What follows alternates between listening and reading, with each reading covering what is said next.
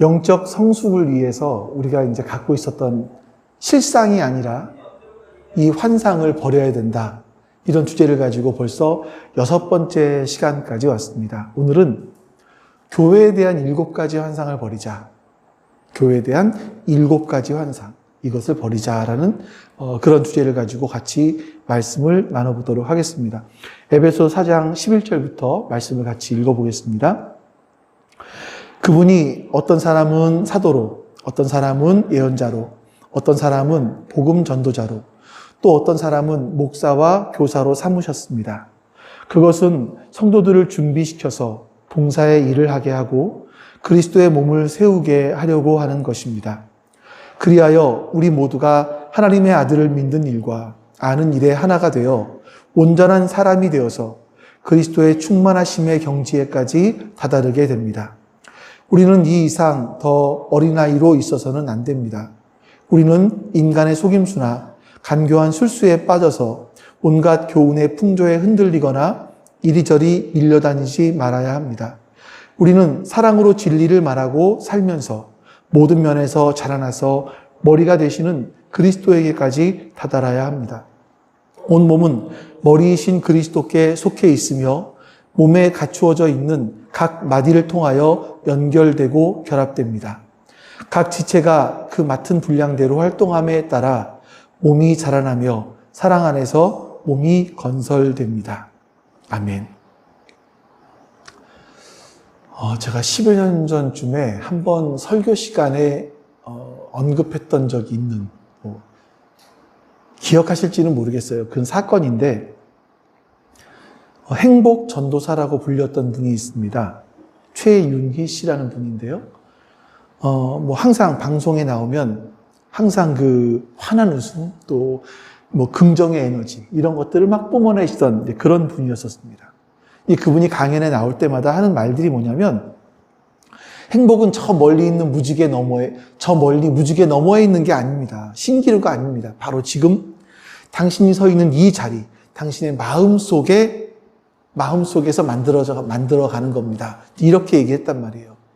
항상 그래서 이렇게 자신의 마음을 가지고 행복을 만들어가는 것이다 라고 하면서 자신을 행복 전도사다 이렇게 불렀단 말이죠. 그래서 이런 강연을 듣는 사람들마다 그래, 야, 저 사람처럼 생각하면 되겠어. 나도 행복해질 수 있겠어. 저 사람처럼 환하게 웃을 수 있다면 내 인생의 문제도 해결될 거야. 이런 기대를 품고 삶을 살아가는 사람들이 많았습니다. 당시에 행복의 아이콘이었었어요. 근데 어느 날 갑자기 자신의 남편과 함께 자살을 합니다. 암이 걸렸어요.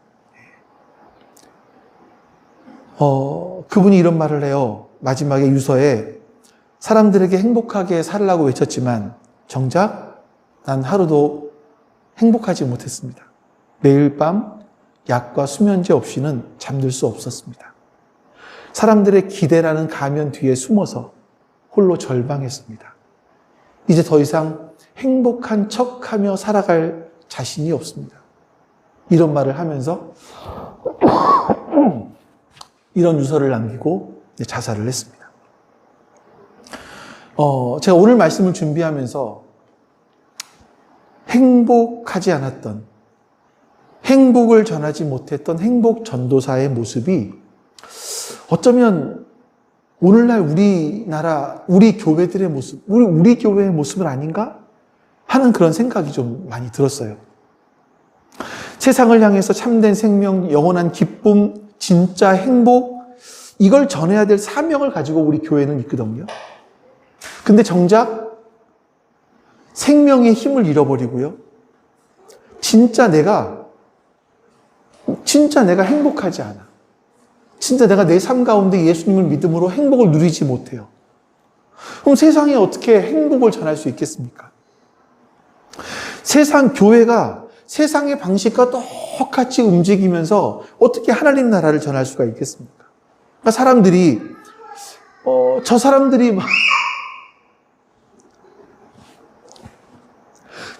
말하는 예수는? 저 사람들이 말하는 구원은? 저 사람들이 말하는 행복은 거짓이구나. 이러면서 교회에 대한 마음문을 닫아버리지 않겠느냐라는 거죠. 오늘 우리는요, 이런 아픈 현실을 정직하게 마주하고 우리가 교회에 대해서 가졌던 어떤 뿌리 깊은 환상들, 이런 것들을 깨트려 나가기를 원해요.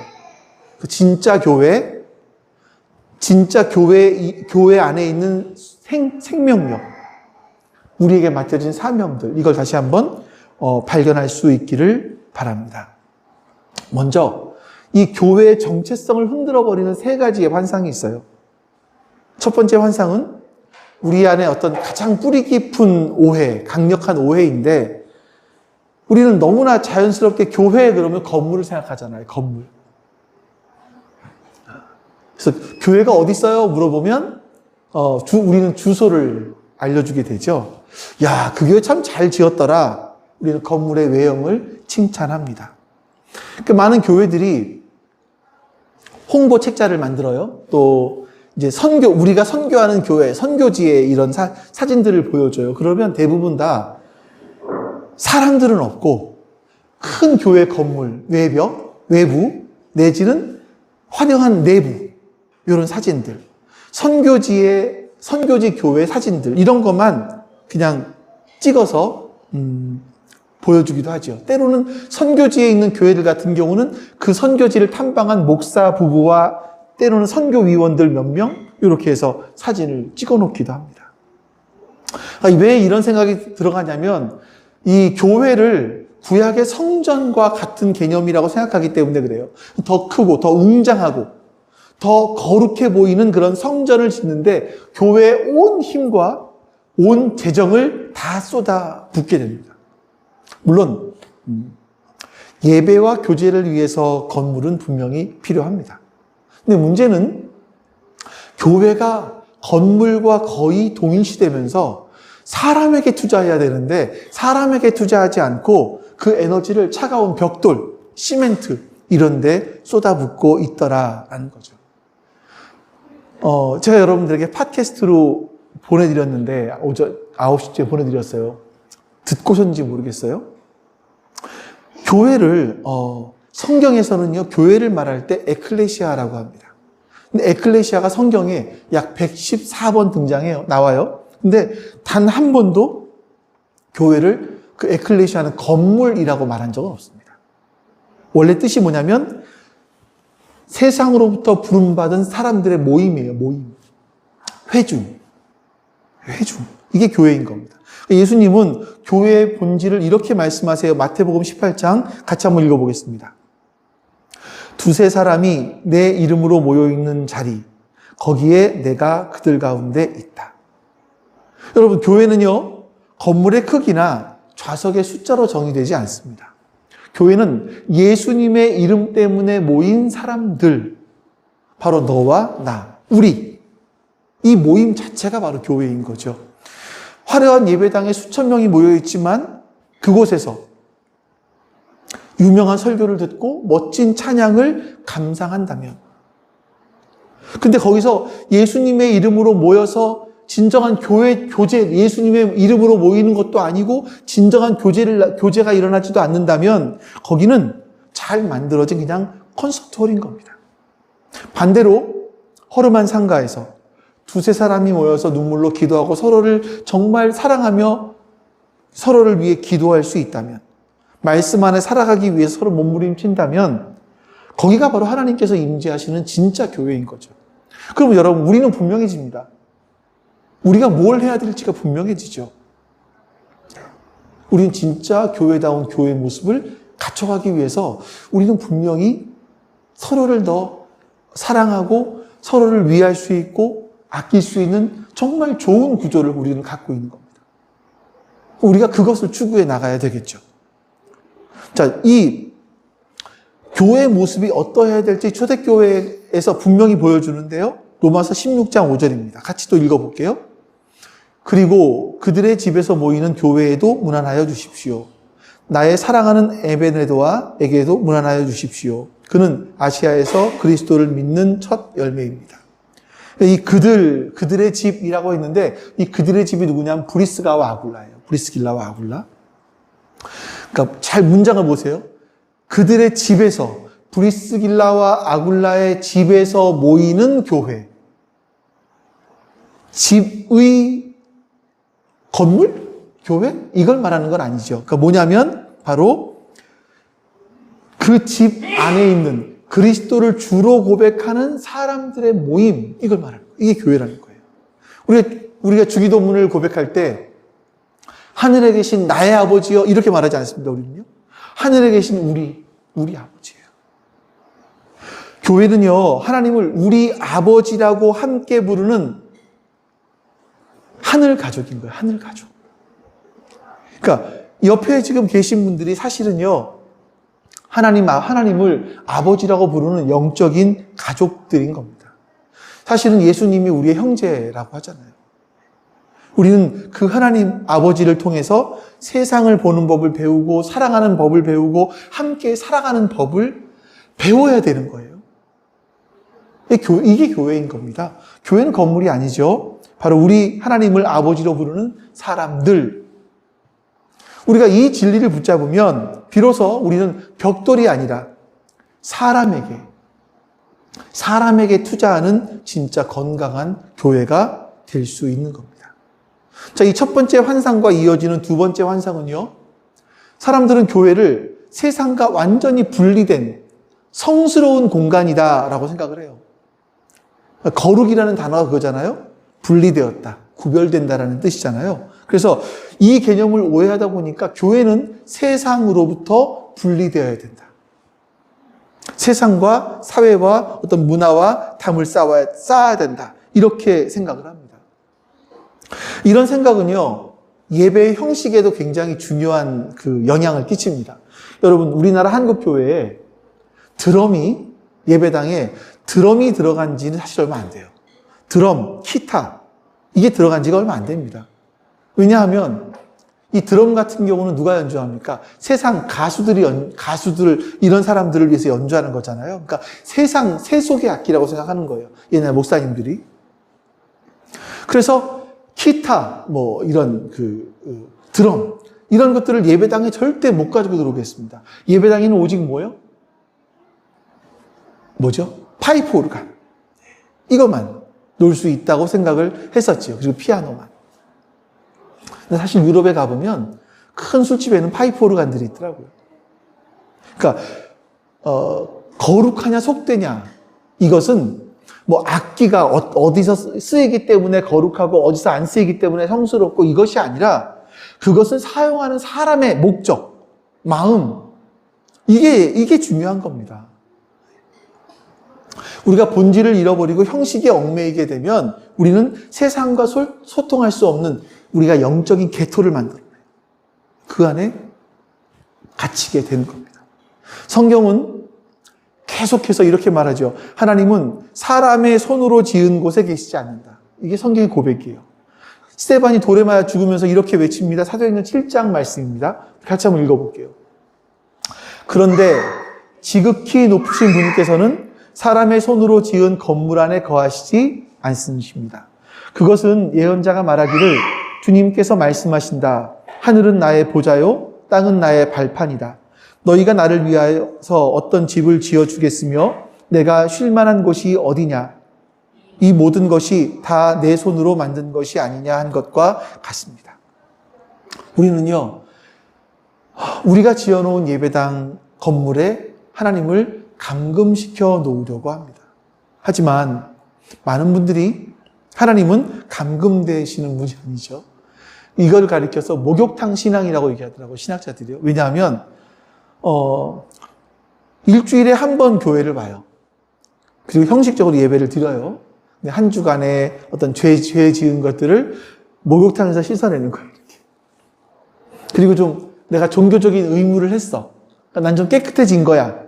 이런 만족감을 얻고 다시 세상으로 돌아가서 하나님 없이 살아갑니다.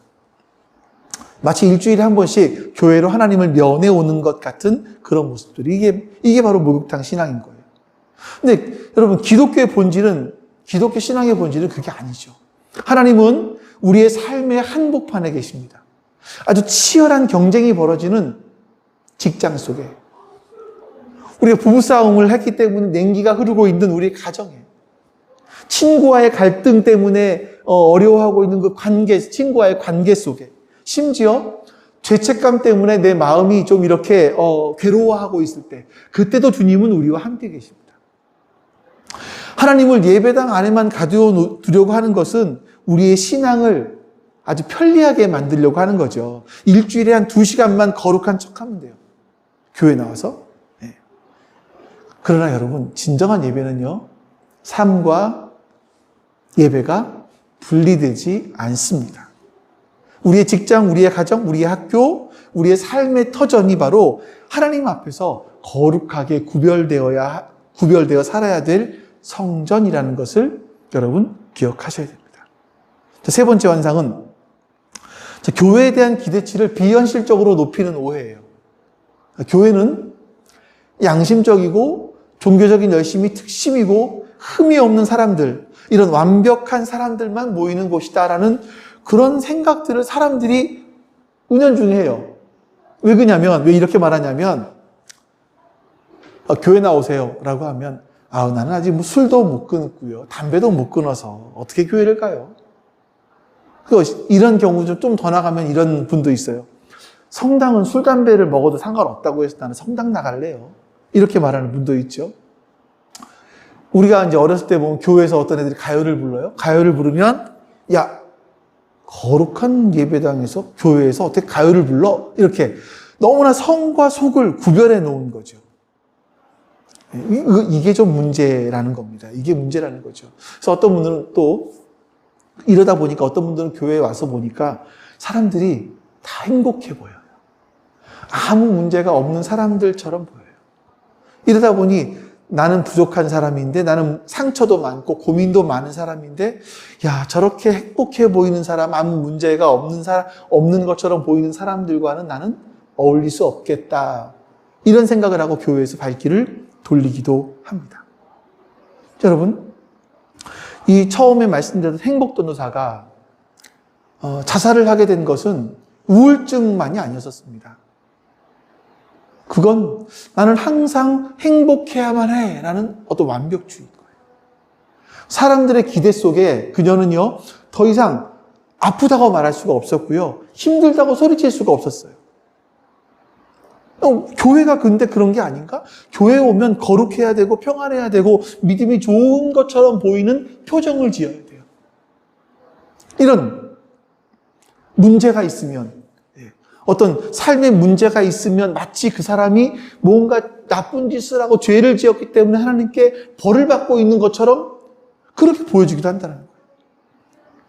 하지만 내면에는 시기와 질투와 절망과 원망, 막 새까맣게 속이 타들어가고 있는데 이래야 되기 때문에 말을 못해, 교회에서.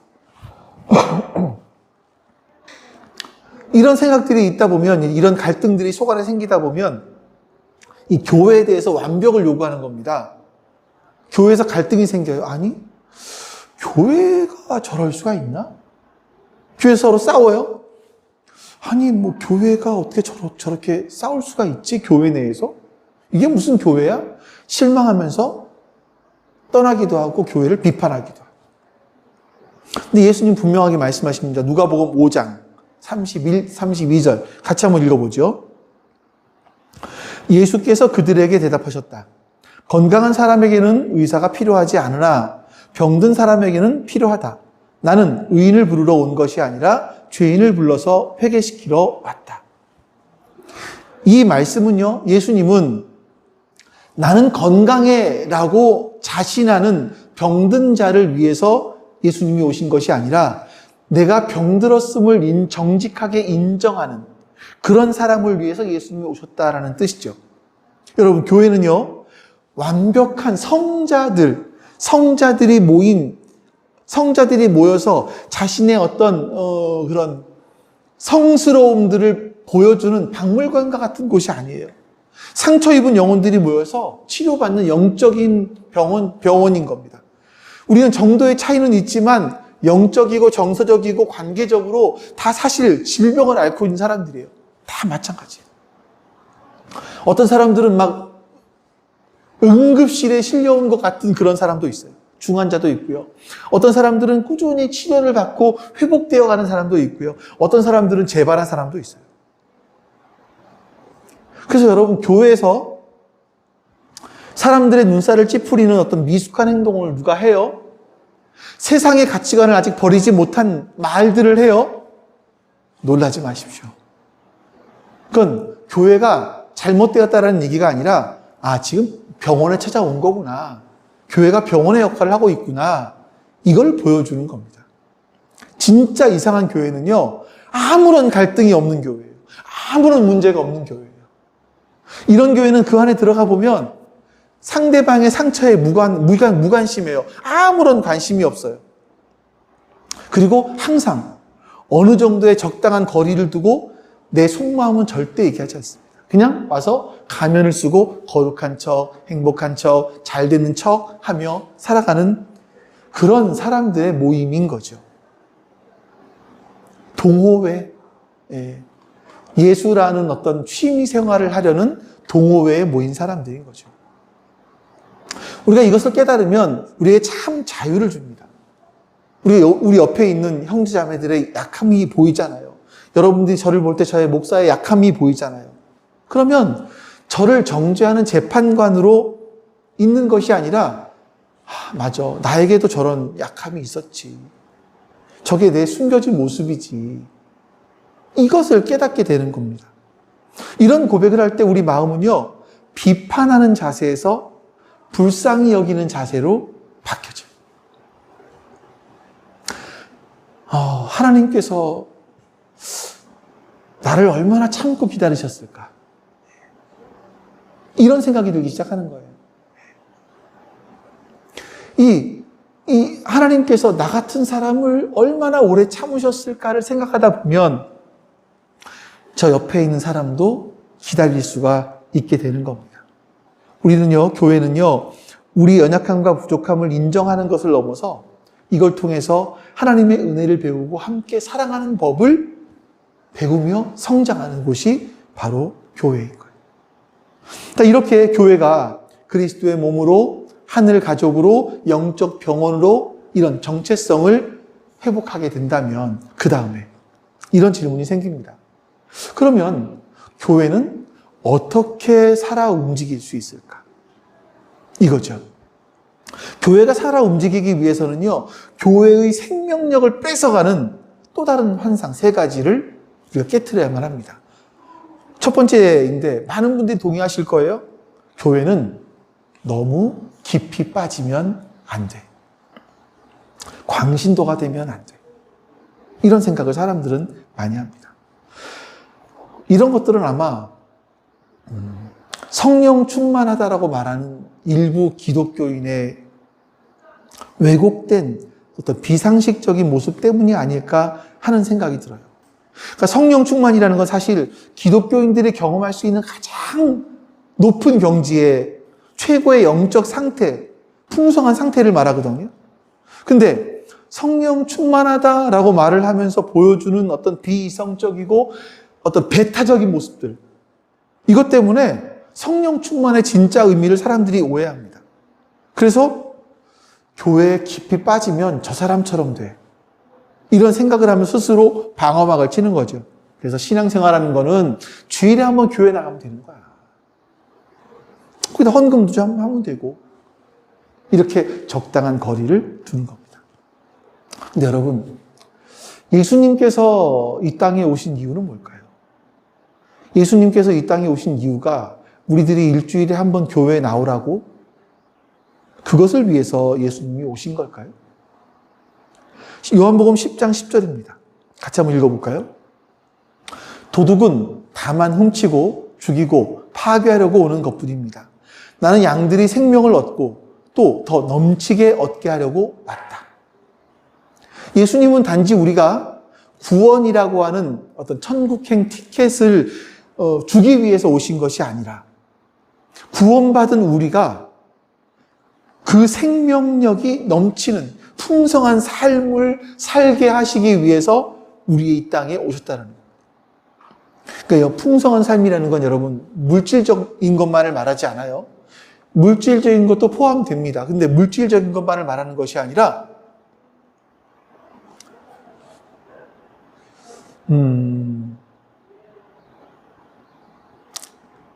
나중에 사모님한테서 자세히 얘기를 들으면 좋을 것 같은데, 옛날에 사모님과 함께, 제 아내와 함께 학원을 다니던 선생들이 원장이 된 사람들이 있어요. 근데 그 중에 한 명은 동생이 유튜버가 돼서, 엄청나게 돈을 많이 벌었어요. 엄청나게 돈을 많이 벌었고, 그것의 여파로, 여기 은행 사거리 쪽에다가 학원을 하나 더 차렸대나? 근데 그것도 엄청나게 돈을 많이 벌어요. 그래서 집은 어디에 있는데, 세컨하우스를 강남에 한강 뷰가 보이는 곳에 아파트를 지어서 와인이 마시고 싶을 때는 거기로 간대. 그런 사람들이에요. 그래서 이제 이런 사람들이 하는 말이 뭐냐면, 나이가 들어서 뭐 할 거냐라고, 나이가 들어 뭐 할 거냐. 자신의 남편은, 한 사람, 이 강남에 와인 마시러 간다는 사람은 결혼도 안 했고, 한 사람은 남편이 경비행기를 배운대요. 그래서 해외여행을 그걸 경비행기를 타고 해외여행을 가는 게 자신들의 꿈이라고 얘기를 해요. 그러니까 참 그런 걸 보면서 자신의 재물, 자신의 재능들을 마지막까지 자신만을 위해 쓰다가 가려고 하는 그 모습들이 참 너무 허무하다라는 생각이 드는 거예요. 그래서 이런 얘기를 했대요. 근데 자동차 운전도 나이가 70이 넘어가면 그만두려고 하는데, 지금 조금만 있으면 나이가 70 은퇴하게 될 건데 그거 할 수 있겠어? 라고 물었더니 하는 말이 뭐냐면, 진짜 비행기 타고 세계 일주를 하겠어요. 그냥 시간 때우려고 하는 거죠. 시간 때우려고 비행기를 배우는 모습들, 비행기 운전을 배우는 모습들. 이게 풍성한 삶은 아닌 것 같아요. 교회는 함께 모여서 어떻게 하면 그 풍성한 삶을 누릴 수 있을지를 고민하고 배우고 격려하고 도전하는 공동체이어야만 하는 겁니다. 학교나 가정에서는 그런 거 안 가르쳐 주죠. 세상에서 어떻게 하면 다른 사람을 누르고 더 위로 올라갈 수 있을까? 다른 사람보다 어떻게 하면 돈을 더 많이 벌 수 있을까? 이런 거 가르쳐 줄지 모르겠어요. 하지만 인생에서 가장 중요한 지혜, 그러니까 진짜 사랑하는 법이 뭔지, 진짜 용서하는 법이 뭔지, 사람들과 어떻게 하면 건강한 관계를 맺을 수 있을지, 내 인생에 찾아온 고난을 어떻게 해석할 수 있을지, 이런 거 세상은 안 가르쳐줘요. 성경만 가르쳐줍니다. 교회는요, 성경을 통해서 이런 것들을 배우고 훈련하는 것인 거예요. 여러분, 교회는 사람을 이 땅에서 가장 온전하고 아름다운 한 사람으로, 그러니까 온전한 인격체로 빚어가는 하나님의 작업실입니다. 그 주일은요, 신앙의 끝이 아니에요. 여러분, 주일을 지키는 것은, 주일 예배는 신앙의 끝이 아닙니다. 여러분 자신의 성장을 위해서 교회도 이용하시고 저와 같은 사역자를 이용하세요. 이용하십시오. 네? 자, 사모님도 이용하시고 말씀 공부 가르치려고 하시고. 다섯 번째 환상. 이게 이제 다 연결되어 있어요. 교회는 목사가 운영하는 곳이야 라는 거예요. 어느 교회를 이야기하면 자연스럽게 그 교회의 담임 목사를 떠올립니다. 목사의 유명세, 그 목사의 유명세가 그 교회의 수준인 것처럼 생각을 하죠. 그래서 이런 생각은 성도들을 수동적인 신앙생활을 하도록 만들어요. 무서운 일입니다. 많은 성도들이 이렇게 표현을 해요. 이건 약간 좀 미국 쪽에서 하는 말들이긴 한데, 성도들을 예배 서비스를 소비하는 고객, 목회자를 영적인 서비스를 제공하는 사장처럼 생각을 하는 거예요. 그래서 교회에서 일어나는 일들은 목사의 몫이에요. 교회에서 일어나고 있는 모든 사역, 책임, 목사의 몫이죠. 자신은 한 걸음 뒤로 물러나서 이번 설교는 은혜롭네. 이번 찬양은 영 아닌데.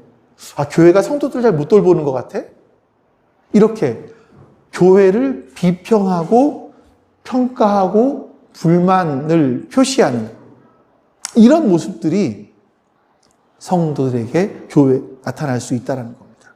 근데 여러분, 교회 운영 원리를 보세요. 성경은 이렇게 말씀합니다. 에베소서 4장 11절 12절 같이 한번 읽어보겠습니다.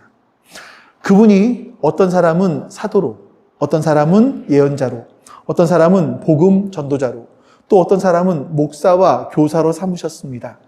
그것은 성도들을 준비시켜서 봉사의 일을 하게 하고 그리스도의 몸을 세우게 하려고 하는 것입니다. 여러분, 이 말씀을요, 한번 스포츠 팀에 한번 비유를 해보자고요. 목사는 뭐냐? 이 사역자를, 그러니까 목사는 운동장에서 축구를 하는 스타 플레이어가 아니에요.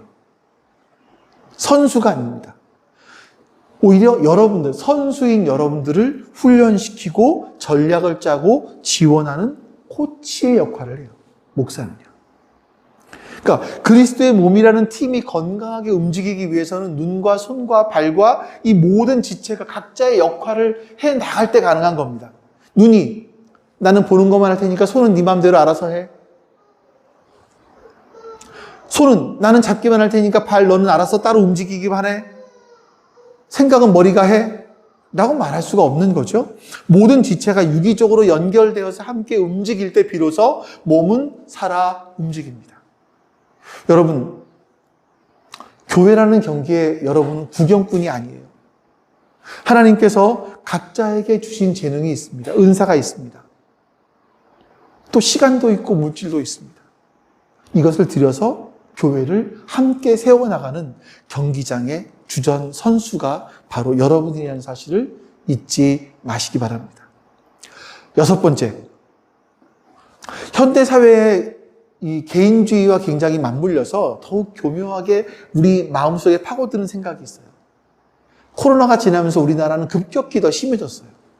교회는 우주적인 공동체야.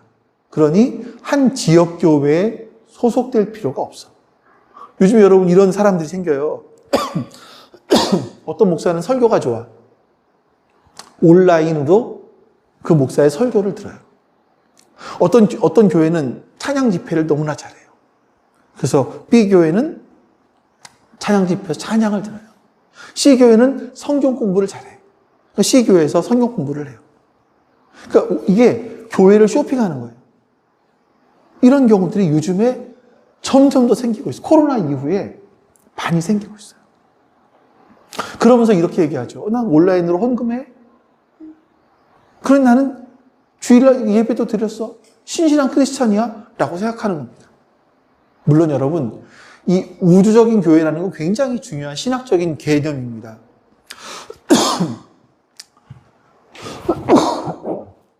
교회는요, 시공을 초월하는 모든 성도들의 연합을 의미해요. 중요합니다. 근데 성경에서 말하는 교회의 핵심은 이 우주적인 교회를 말하는 것이 아니라 로컬 처치, 이 지역적인 교회, 지역 교회를 말합니다. 우리 한번 고린도전서 1장 2절 말씀 볼게요. 같이 읽어보겠습니다. 고린도에 있는 하나님의 교회에 이 편지를 씁니다. 그리스도 예수 안에서 거룩하여지고 성도로 부르심을 받은 여러분에게 문안드립니다. 또 각처에서 우리 주 예수 그리스도의 이름을 부르는 모든 이들에게도 아울러 문안드립니다.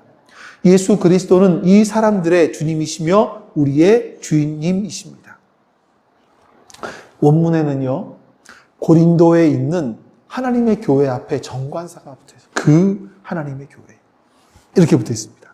이건 굉장히 중요한 의미가 있어요. 뭐냐면, 바울이 교회를 얘기할 때, 로마나 아테네나 여러 지역에 모여있는 이 전체 교회들을 모조리 합쳐서, 그 당시에 교회들을 합쳐서 이것이 교회였다라고 말하는 것이 아니라 그 죄 많은 고린도, 아시잖아요. 죄 많은 고린도. 그 죄 많은 고린도에 있는 그 하나님의 교회다라고 말하는 거예요. 그 죄가 많은 곳이지만 거기에 예수를 그리스도로 고백하는 사람들이 있는 그 곳, 그 사람들, 바로 그 사람들이 하나님의 교회다 라고 이야기하고 있는 겁니다. 여러분, 우리 교회가 여기서 그렇다면 여러분, 우리가 하나님께서 교회를 이 땅에 세우신 이유는 그 지역 사회를 향한 하나님의 뜻이 거기서 드러나야 되는 거죠. 우리도 마찬가지입니다. 우리가 작지만 하나님께서 이곳에 우리를 세우신 이유는 우리가 이 지역 사회와 문화 속에서 하나님의 복음을 드러내고 그 복음으로 어떻게 살아내야 될 것인지, 이 부르심이 있기 때문에 하나님은 우리를 이곳에 부르신 거죠. 여러분, 쇼핑을 하는 사람들은요, 책임이 없습니다. 쇼핑 끝나고 집에 가면 돼요. 가족은 책임이 있습니다. 서로에게. 우리는요, 하늘 가족인 겁니다. 서로의 삶에 깊이 뿌리 내리고 함께 성장하고 이 지역을 섬기도록 부름받은 운명 공동체가 우리라는 사실.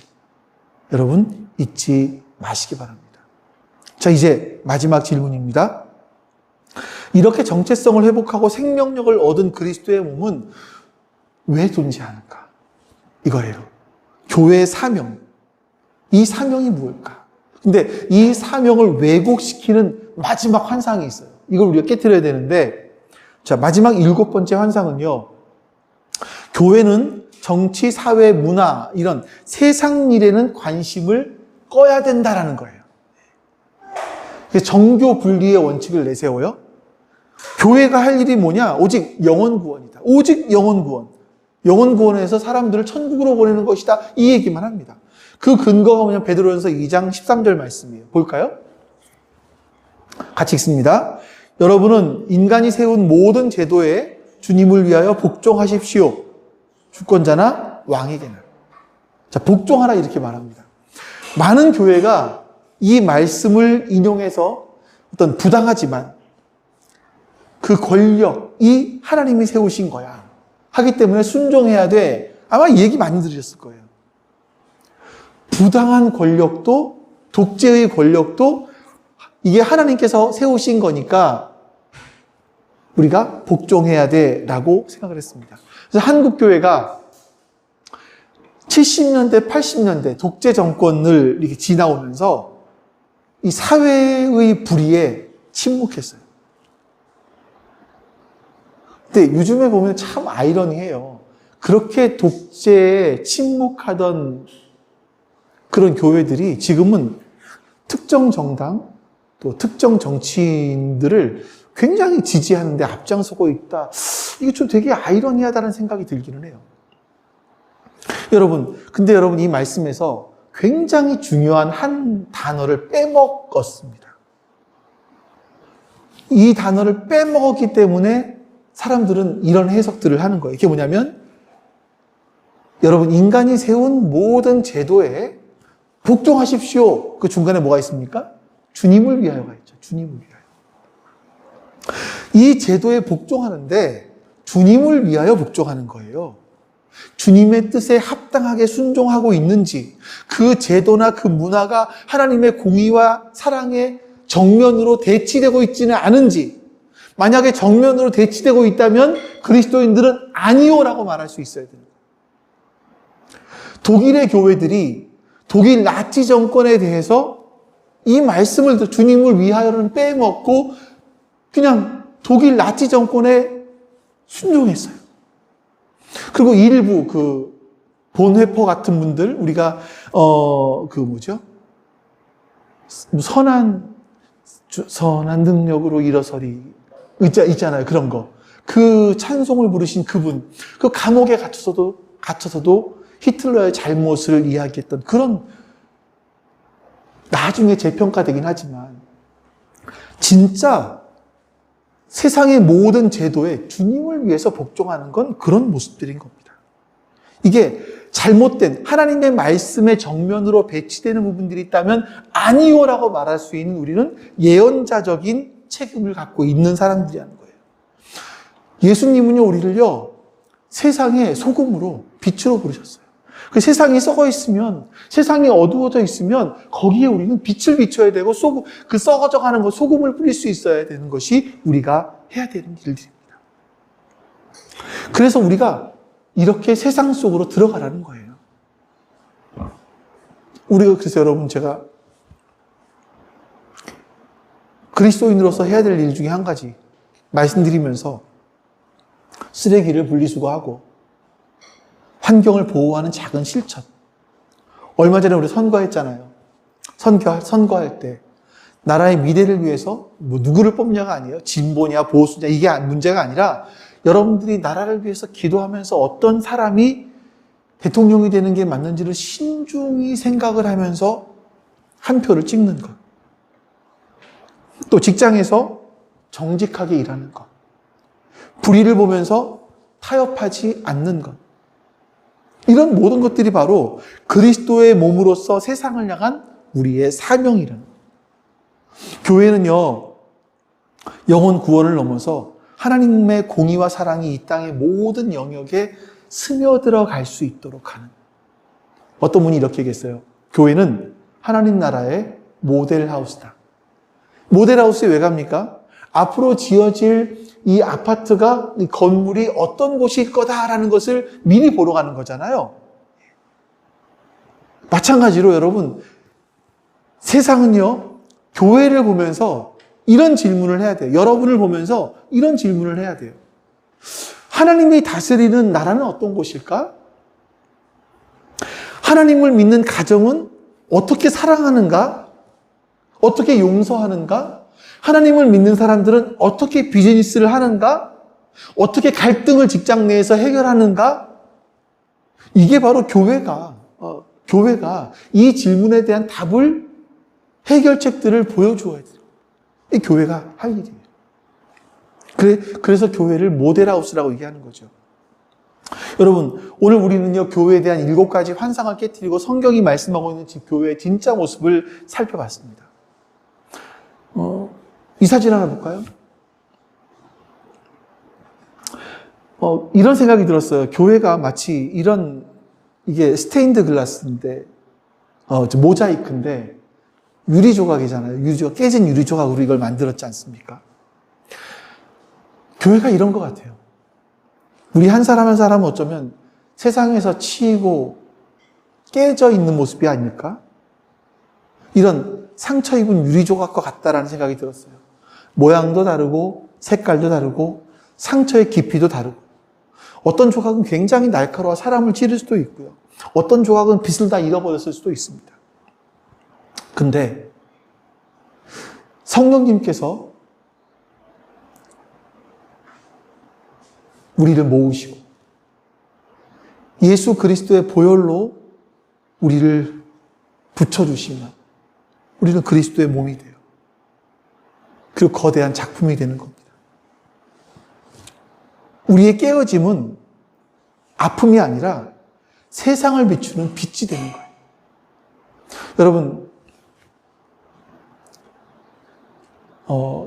저쪽 교회 가면, 저쪽 큰 교회에 가면, 교회는 세상의 희망입니다.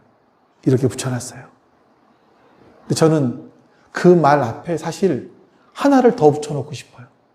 그래도라는 말을 넣고 싶어요. 그래도 교회는 세상의 희망입니다.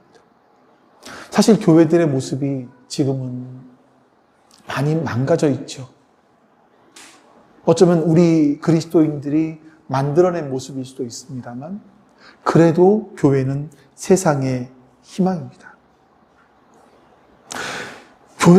우리가 침묵하면 세상은 희망이 없습니다. 행복을 전하지 못한 행복 전도사처럼, 그 비극처럼 우리가 행복하지 못하고, 우리가 정말 그 생명을 풍성하게 누리지 못하고, 우리가 주님 안에서 진짜 기뻐하지 못하면서 세상에 행복, 기쁨, 생명을 말할 수 있을까? 먼저 우리가 행복해야겠죠. 먼저 기뻐할 수 있어야 되고, 먼저 생명이 우리 안에서 회복되어야만 합니다. 그러기 위해서는 여러분 더 이상 교회를 소비하는 구경꾼의 자세에 머물지 마십시오. 어디서부터 시작해야 될까 막막하십니까? 한 가지만 말씀드릴게요. 여러분들이 주중에 만나는 그 누구, 아니면 주일에 만난 그 누구에게 항상 이렇게 물어보십시오. 혹시 당신을 위해서 기도할 것이 있지 않습니까? 이렇게 말이죠. 그것이 몸의 한 지체가 다른 지체를 돌보는 시작인 겁니다. 때로 우리가 여러분의 일터에서 모두가 불평할 때 나는 침묵하는 것, 모두가 쉬운 길로 가자고 할 때 정직함을 선택하는 것, 이것이 바로 세상 속으로 보냄받은 교회, 이 교회로 살아가는 첫걸음인 겁니다. 여러분들은 교회의 울타리를 넘어서 이 부조리한 세상 속에서 정직하고 성실한 삶을 선택하심으로 이렇게 살아가기 위한 작은 몸부림들이 사실 여러분, 제가 여기서 여러분들에게 하는 설교보다 더 위대한 강력한 메시지를 담은 설교가 될 겁니다. 여러분의 삶이요. 우리가 이렇게 진짜 교회로 살아갈 때 세상은 우리를 보고 마침내 알게 되겠죠. 야, 저들 속에, 저 공동체 속에 우리가 그렇게 찾던 진짜 생명이 있구나. 진짜 사랑이 있구나. 저기에 진짜 희망이 있구나라고 말하게 될 겁니다. 여러분, 함께 그리스도의 몸을 세워나가시길 바랍니다. 그래서 세상에 희망이 되실 수 있기를 바랍니다. 아버지 하나님, 감사합니다. 하나님께서 우리를 불러서 교회로 세워주셨는데 우리가 이 교회에 대한 잘못된 환상들을 가지고 교회를 잘못 세워나가고 있는 것은 아닌가 돌아보게 됩니다. 하나님, 우리가 예수님께서 피 흘리며 십자가에 죽으시며 부활하시고 그토록 세우기 원하셨던 그 교회의 본래의 모습들을 우리가 깨닫게 해주시고 세워나갈 수 있게 해주시옵소서.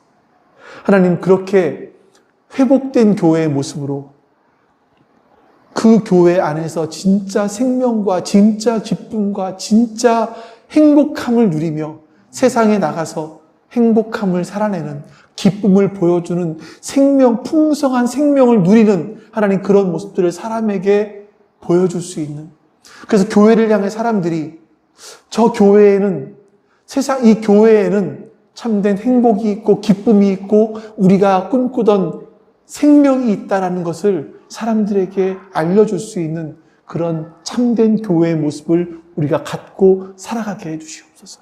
그런 교회가 우리가 될 수 있도록 도와주시옵소서. 여호와는 내게 복을 주시고 너를 지키시기를 원하며 여호와는 그의 얼굴을 내게 비추사 은혜 베푸시기를 원하며 여호와는 그 얼굴을 내게로 향하여 드사 평강 주시기를 원하노라. 아멘.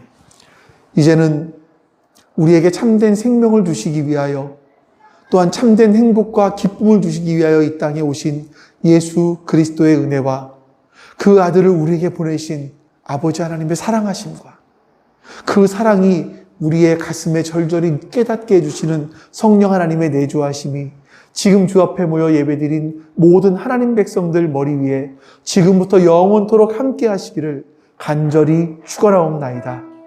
아멘.